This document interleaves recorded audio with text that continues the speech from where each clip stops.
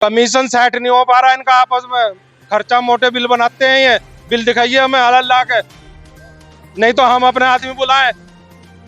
हमें पूरा पैसा दीजिए, हम 2 महीने में तैयार करके देंगे इस सड़क को। यहाँ पे कोई भी आता है, हमने आपकी समस्या पहुंचा, उसे बोलो भाई यहाँ बैठो, फोटो खिंचवा के मत जाओ।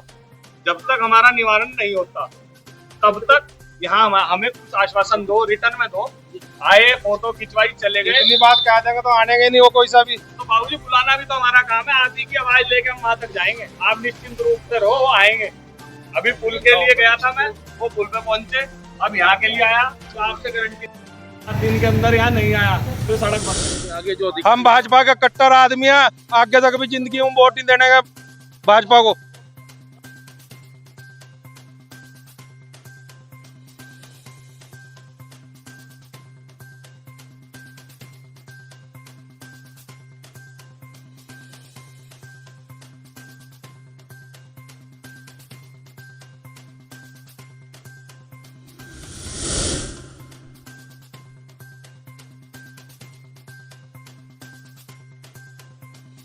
कि भाई यहाँ रिटर्न में दे के जाओ उनको।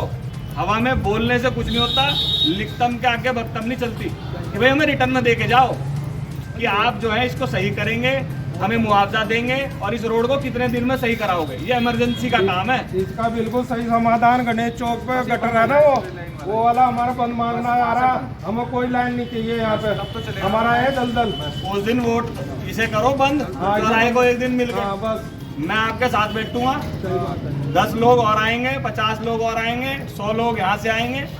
जब ये रोड बंद होएगी सारे अधिकारी सुनेंगे। एक दिन ये वाला गटर खोल जाए, डेली गटर में वो लगा दे मशीन आकर, 12 महीने 300 दिन, कहीं यहाँ कहीं वहाँ कहीं वहाँ। यही वाला कोई आप हमारे साथ मौजूद हैं। सर, आज आप गणेशपुर आए हैं, समस्या आपने देखी है, लंबे समय से समस्या चल रही है। एडीबी का भूत गणेशपुर से जाने का नाम नहीं ले रहा है। भाजपा की सरकार है, भाजपा के विधायक हैं, भाजपा के मेयर है, फिर कार्रवाई नहीं हो रही है। और एक बात और, यहाँ पर लोगों ने चस्पा कर दिया है कि सरकार की अनदेखी से यह मकान बिकाऊ है। क्या कहेंगे? देखिए, अब समस्या बड़ी है। जो भ्रष्टाचार होना था या जो कुताही बरतनी थी वो बरत चुकी है। अब मेरा आपके माध्यम से ये आग्रह है कि जो भी हमारे विधायक हैं, प्रतिनिधि वहाँ आए, इन लोगों के साथ मिलें, बात करें, उनको फंड्स आवंटित करें और इसका परमानेंट सोल्यूशन निकालें। 1 साल पहले आए थे, फिर 6 महीने पहले आए थे, फिर 1 महीने पहले आए थे, आए और चले गए, उससे काम नहीं चलेगा। उनको सवाल का जवाब देना पड़ेगा और लोगों की समस्या हल करनी पड़ेगी। अगर ये लोग हमारी बातचीत करने के बाद भी यहाँ नहीं आते, बुजुर्ग लोग हैं। अब मैं अपने पीछे बाबूजी को देख पा रहा हूँ, वो इतनी पतली सी जगह में से कैसे लेके आए। आप भी बात करिए बाबूजी से, इनकी समस्या दिखाइए, क्योंकि रुड़की एक परिवार है। परिवार की तरीके से आए और उनकी समस्या का निदान करें। इन्हीं लोगों ने वोट देकर आप लोगों को भेजा है। ऐसा ना करें कि ये कभी जीवन में आपको गलियों में घुसने भी ना दे। आरोप लगाया है आपने कि 1000 रुपए का प्रोजेक्ट ये था और 27 करोड़ रुपए की बंदर बाट हो गई पहले ही, उसके बाद ये हालत हुई है गणेशपुर की। पिछली बार और भी मकान धसे थे, वहां पर बहुत सारा धरना प्रदर्शन भी हुआ था, विरोध भी हुआ था, उसके बाद अब ये भी सर ऐसे ही हालत में है। और यहाँ पर जो लोग हैं वो बहुत परेशान है। निदान कैसे होगा? जो अधिकारी है वो क्यों नहीं आते, यहाँ पर नहीं देखते? जो पाइपलाइनें यहाँ पर लगी है उन चीजों को लेकर वो क्यों नहीं देख रहे कि भाई कैसे निदान हो? देखिए, एक बार की समस्या जो होती है उसे गलती माना जा सकता है, लेकिन बार बार अगर कुछ हो रहा है तो ये लापरवाही है प्रशासन की, शासन की, नेताओं की, ये सभी लोगों की लापरवाही है और जनता को मूर्ख बनाने का प्रयास करा जा रहा है। आएंगे, फोटो खिंचवाएंगे। सोमाराम प्रजापति जी आए थे, कह रहे थे कि जो एडीबी के अधिकारी हैं हम उन पर कार्रवाई करेंगे, एफआईआर करेंगे। आज तक कार्रवाई नहीं हुई, आज तक एफआईआर। देखिए, आपके माध्यम से मांग है, करिए। सिर्फ बोलने से, ये फोटो की राजनीति करने से काम नहीं चलेगा। अगर कुछ बोल के गए हैं उसका अर्थ होना चाहिए। इन लोगों के बीच में उन्हें आना पड़ेगा और इन लोगों को सवाल का जवाब देना ही पड़ेगा। आपने घर पे देखा कि कितनी दरारें आ चुकी हैं, इनका मुआवजा कौन देगा सर? करोड़ों रुपए का लोगों को नुकसान हुआ है। देखिए, मैं अधिकारियों से कल मुलाकात भी करूंगा, अपने माध्यम से पत्राचार करूंगा, लेकिन सरकार में बैठे हुए लोग इस टाइम अंधे और बहरे हो गए।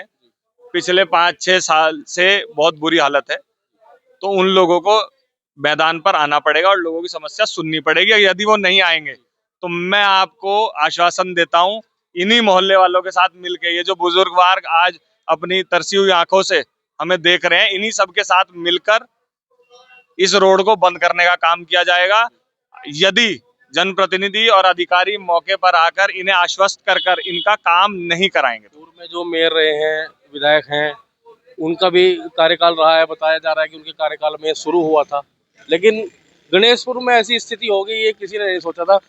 सगिंग स्टेशन, पंपिंग स्टेशन यहाँ पर लगाया, तभी ये चलता है, तभी यहाँ पर ऐसा ही होता है। देखिए, भ्रष्टाचार के जो स्वर हैं वो आपको साफ साफ दिखाई दे रहे हैं। इसी कारण हजारों करोड़ जो जनता का है वो नुकसान हुआ है।